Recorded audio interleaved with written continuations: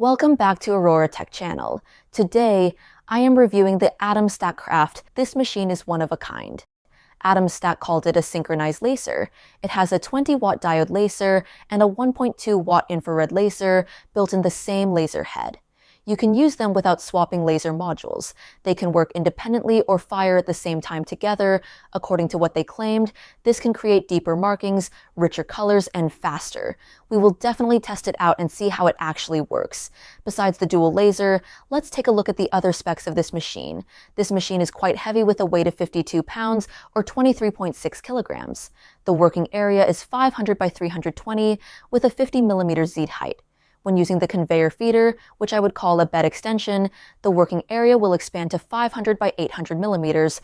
The extended bed must be used with the riser base. When the riser base is used alone, it can increase the Z height by up to 150 millimeters. This machine is fully enclosed. When you open the lid, the sensor can sense it and stop the machine automatically, and it's certified a Class 1 laser. The motion system is using steel wheels on both the X and Y axis, and the Z axis is motorized. With a probe on the laser head, it can do autofocus by itself by detecting the height of the workpiece. The claimed top speed is 600 millimeters per second or 36,000 millimeters per minute. It is equipped with a honeycomb bed and an air assist pump with fire extinguisher by storing water in the tank and spraying water to your workpiece when the fire sensor is triggered. The control panel is very simple. It only contains two buttons, one for the laser mode switching between diode, IR, and use dual laser at the same time. The second button is autofocus. In case you prefer not to use their AtomStack Studio or phone app, these buttons can help you incorporate these unique features with other software such as Lightburn. For other features, it has a built-in camera so you can preview your job and use it to align your job or do batch production. There are optional accessories like air purifier, bed extension, riser base, and rotary roller. I would like to thank AtomStack for sending us this machine and for sponsoring today's video. As usual, even though this is a sponsored review, we'll still point out any cons. With that said, let's get started. The machine came in a large box with custom laser-cut foam for protection. The entire unit was packed inside a bag with the honeycomb bed placed underneath. Other accessories were stored inside the machine. Since the unit arrived pre-assembled, the only setup step is installing the laser module. Simply secure it with the thumb screw, then connect the cable and air tube. This machine includes an air assist pump with a built-in fire extinguisher feature. You can open the cap and fill the tank with water. This unit is powered by the machine, with the air pump and extinguisher controlled through two separate ports. All the connectors are located on the left side of the machine. We'll start with the key, which is a Type A USB, which must be inserted before the machine can be operated.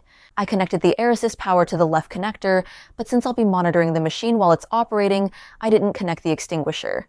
Next, I connected the air tube, the USB-C cable to the computer, and the power supply.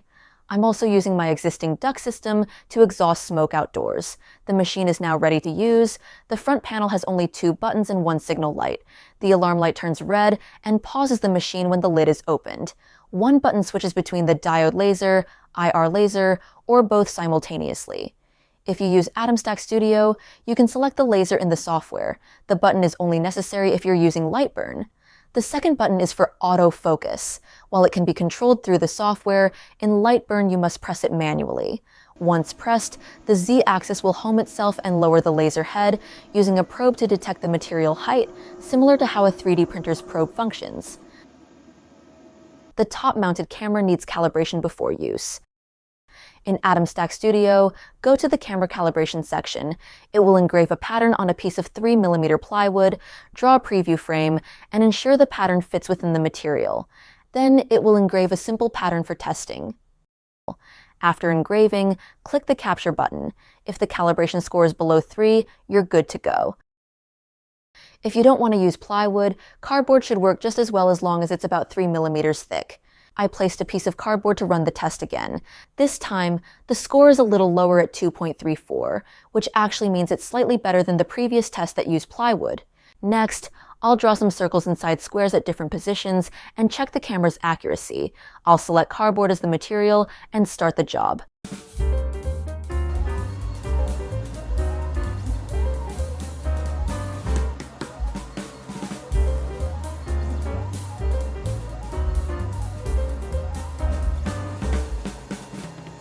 The results seem fine. Let's take a look at the one in the center. When the job is placed directly under the camera, it's super accurate. However, for the other 4 at the corners, all of them shifted down about 0.5 millimeters, which is pretty good for a fixed camera. But keep in mind that this test was done within the blue square in the software, which is still relatively centered on the machine. If your job is placed outside this blue square, you may get less accurate results. For the first job, I will position a logo on the 3mm plywood using the camera. The logo will be engraved in fill mode, and the brown outline will be cut using cut mode. I will let the software set all the parameters for me. I'll select 3mm basewood, which uses 450 millimeters per minute and 80% power for cutting. For engraving in fill mode, it will use a speed of 20,000 millimeters per minute and 80% power. After doing a preview, it's exactly what I want. The logo is filled and the outline is cut. I'll send the job to the machine. When switching to the camera tab, it can actually see what the machine is doing, though it would be better if we could enlarge this small window or make it full screen.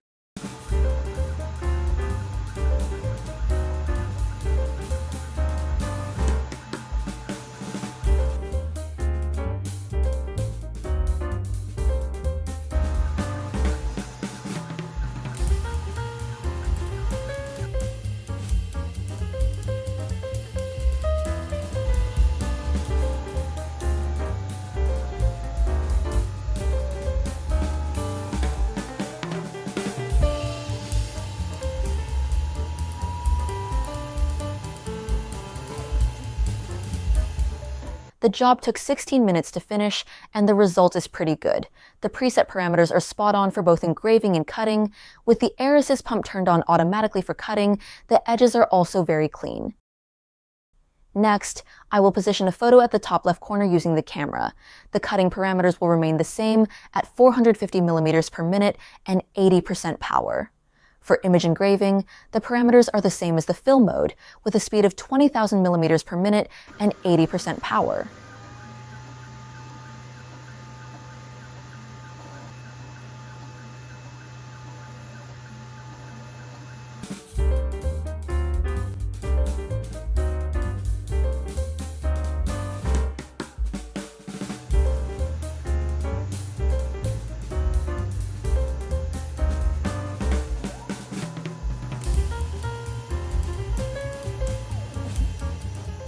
The job took 9 minutes and 31 seconds to finish, and it cut through the plywood completely. It seems the default parameters set by the software worked quite well for photo engraving. Then, I'll try cutting some thicker wood.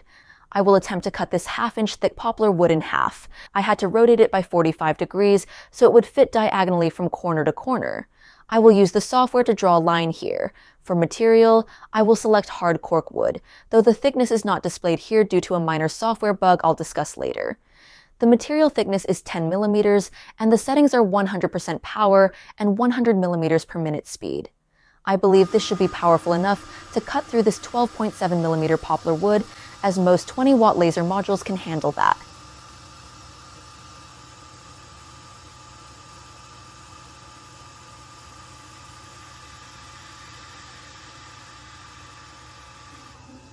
The job took about 30 seconds, and as expected, it cut through the 1/2-inch thick poplar wood effortlessly.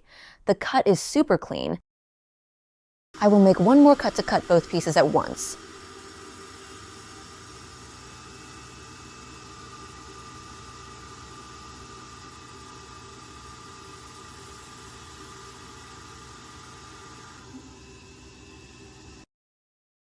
And it also cuts through completely without issues.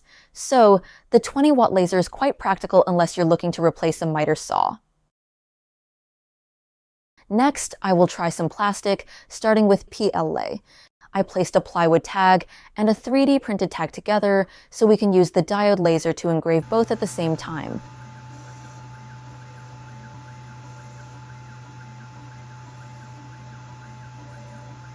Since we're using the same laser for both items, it actually engraves both together, reducing the total time compared to engraving them one by one. It ended up taking 3 minutes and 13 seconds. The result on the PLA with the diode laser is surprisingly good. Using the plywood parameters seems just right, leaving marks without burning the plastic too hot or causing it to melt. Next, I will try 2 wood tags with the diode laser and 2 PLA tags with the IR laser, all in the same job. It has a batch engraving dialog, which is supposed to automatically place objects on all tags. However, since the tags are different colors, the software doesn't recognize them as identical, so I still have to do that manually. The parameters for the wood tags are the same, but for the PLA, I'll select the IR laser and choose 3mm acrylic as the material. It will use only 1/10 of the speed of the diode laser at 2000 millimeters per minute. The estimated time is over 25 minutes.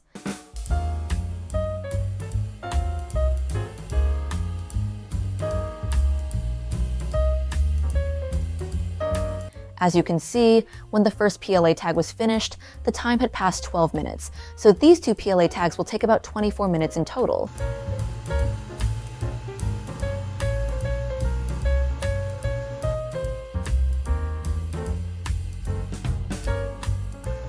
The first wood tag is very light, indicating I may have used the wrong side and engraved the bottom of the plywood.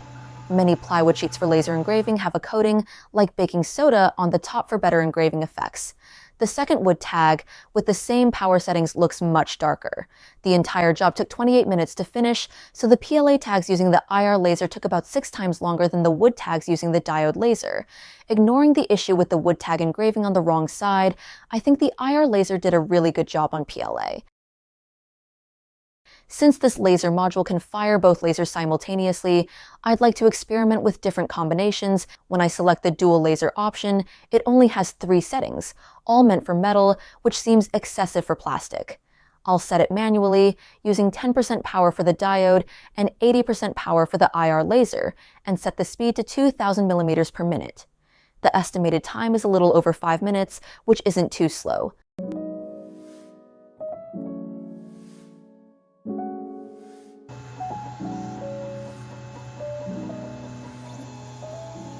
The final job took about 6 minutes to finish, and the result looks slightly different from using only the diode laser, but not a huge difference. Next, I'll try a different combination, using the IR laser first, then running another pass with the diode, and vice versa. Here are the different results we can get. I think I prefer the version where the lasers run in 2 separate passes, especially the one with the diode first and the IR after, as it produces the best result. These are normal single passes with each laser working independently. And the final result when both lasers are combined and run in a single pass. However, this one didn't surprise me like the ones running 2 passes with different lasers. Now I'll try something similar on black acrylic. I will engrave one with the diode, one with the IR, and one with the IR laser first followed by the diode. When using the IR laser on acrylic, the engraving is quite light and only visible under certain lighting conditions or from a close distance. The advantage is that the machine will engrave both at the same time, so the first pass will engrave 2 logos with the IR laser. The second pass will use the diode laser for the left and right logos, skipping the middle one. Then, it will use the diode laser to cut all of them. The job took just over an hour. This time, we can see 3 completely different effects. However, using the diode laser for cutting acrylic is not ideal. The edges are very rough, so I normally use a CO2 laser for cutting acrylic. This is an acrylic ruler I cut previously using the AtomStack Hurricane 55-watt CO2 laser cutter. For acrylic, a CO2 laser is a much better option. For the logos, I prefer the one where the IR laser is used first, followed by the diode in 2 passes. That turned out to be a pleasant surprise. I then tried engraving on leather. In general, leather works better with a diode laser, but I still experimented with different combinations to see if I get any surprising results.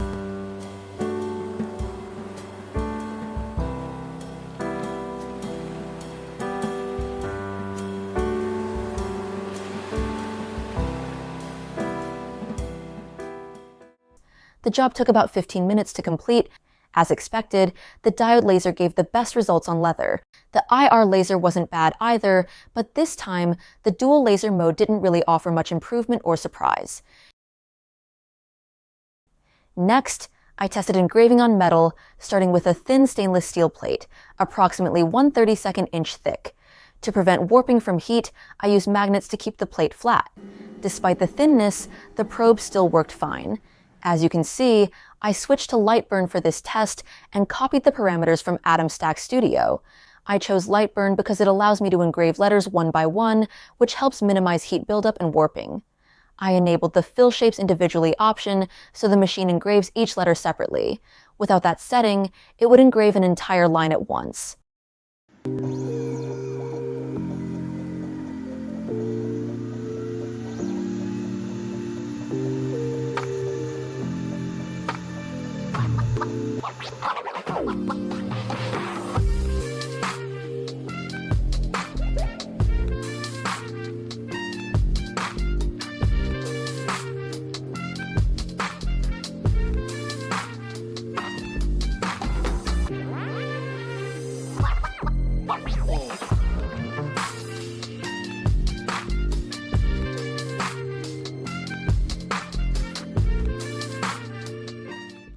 The diode laser still gives the best result on stainless steel, with the IR laser performing decently, but I prefer the diode.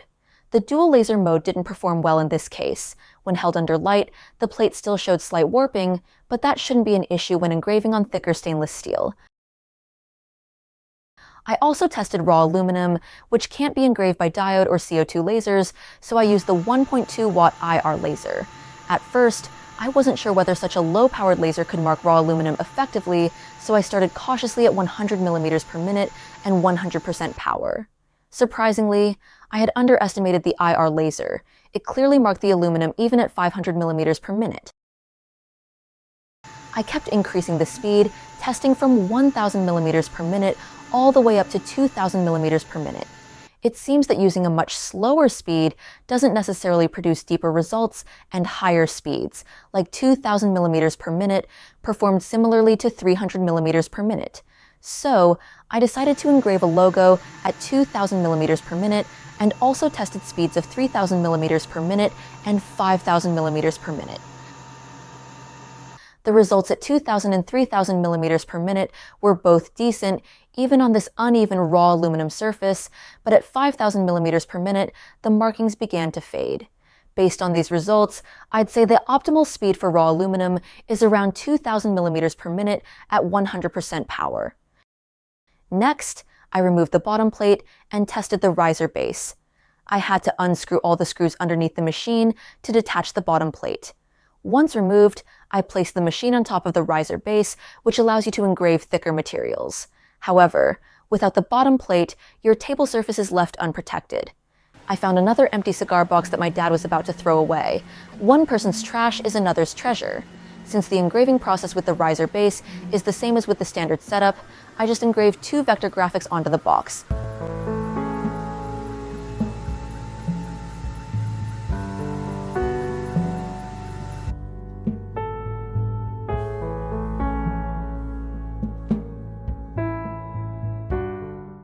The results were as expected. Both engravings came out clear and looked great. Another reason you might need the riser base is if you plan to use the rotary roller, as the standard setup doesn't provide enough clearance to fit it. When using the roller, the probe still functions the same. I used it to locate the highest point on the water bottle. However, the camera preview won't function, so I aligned the design the traditional way to ensure the engraving was centered. The bottle has a thick vinyl surface, so I used the IR laser with the plastic settings, 2,000 millimeters per minute at 80% power. Ignore the extra line of text. I was testing the roller's direction to determine if I needed to rotate the vector.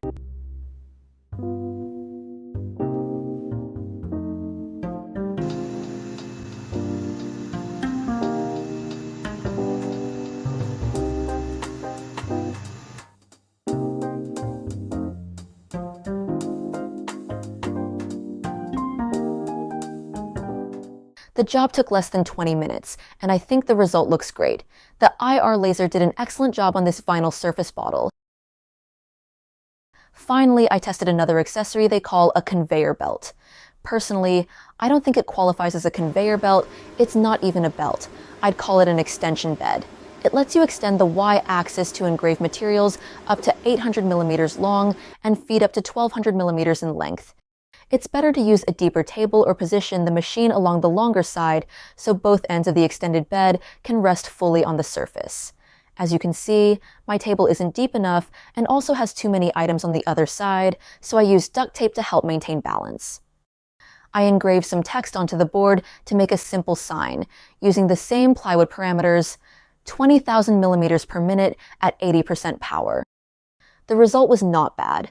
The wood I used was inexpensive lumber from Home Depot, just a few dollars, so the surface quality wasn't great, but it demonstrates that the extension bed can handle much longer material. The piece I used was about 1,100 millimeters long. Let's talk about the pros and cons of this machine, starting with the pros. 1. The machine has a solid build. The entire enclosure and base plate are made of sheet metal and it weighs over 80 pounds. This makes it extremely sturdy, even when engraving plywood at high speeds like 20,000 millimeters per minute. The manufacturer claims a top speed of 36,000 millimeters per minute, and I don't doubt that the laser head can move that fast while the machine remains stable. However, to achieve visible results at such high speeds, you'll need materials that are easy to mark, such as coated sheets or copy paper. 2. The IR laser is only 1.2 watts, so I didn't expect it to perform very well at first. However, after testing it on raw aluminum, I was surprised. It was able to leave clear marks on metal even at relatively high speeds. I engraved text and graphics at 2,000 millimeters per minute, and the results were quite satisfactory. 3. With a dual laser head instead of 2 separate modules, there's no need to switch anything when transitioning between lasers. If you plan to use both lasers in a single job, swapping modules mid-process can cause alignment or offset issues. Even if the modules share identical mounting points and screw holes, they may still not align perfectly. This integrated module also supports firing both lasers simultaneously, enabling unique results and expanding creative possibilities. 4. The exhaust fan is powerful. Normally, I connect my own ducting to a laser engraver and need to run a separate 4-inch fan to ensure the smoke is properly vented outside. But with this machine, even if I forget to turn on the external fan, the built-in fan is strong enough to push smoke through 10 feet of ducting and still vent it effectively on its own. 5. When using the camera, the most accurate alignment area is within the square at the center of the workspace. Placing your material in this central area results in highly precise alignment. Even near the edges of the square, accuracy stays within plus or minus 0.5 millimeters, which is impressive for a fixed top-mounted camera. Now for the cons. 1. The Wi-Fi module only works in hotspot mode with the mobile app. It cannot connect to your local Wi-Fi network to enable wireless control from your computer. Even when using AtomStack Studio, the company's own desktop software, the only way to operate the machine from a computer is by connecting it with a USB cable. 2. When using the riser base, you have to flip the machine over and remove the bottom plate by unscrewing all the screws, which is inconvenient. A tray-style design would make this process much easier. Additionally, once the bottom plate is removed, it can't be reattached with the riser base in place, leaving your table surface unprotected. 3. The software still isn't as intuitive as Xtool Creative Space and lacks the advanced features offered by Lightburn. Some small details can also be confusing. For example, the operation order can't be manually adjusted, and the machine doesn't always follow the top-listed operation. It seems to use its own internal logic. Fortunately, it does avoid cutting before engraving.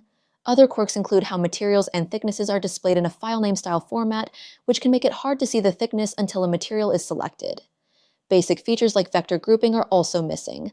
Overall, AtomStack Studio is usable, but it still needs more refinement to feel like a polished consumer-grade software. In conclusion, the AtomStack Kraft is a convenient and capable dual laser machine. The 20-watt diode laser performs as expected, on par with or slightly stronger than other 20-watt lasers I've tested.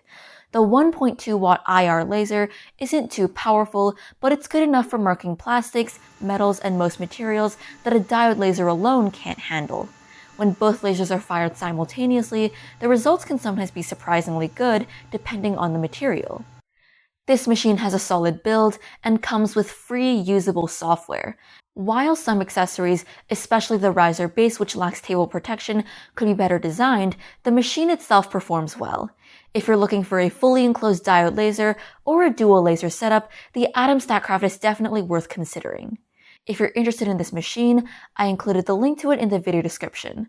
Also, please check out my website auroratechchannel.com, where I track prices of major brands for 3D printers, laser engravers, and CNC machines to help you find great deals. That's it for this video. If you found this video helpful, please give it a like and consider subscribing to our channel. Thank you for watching, and I will see you next time.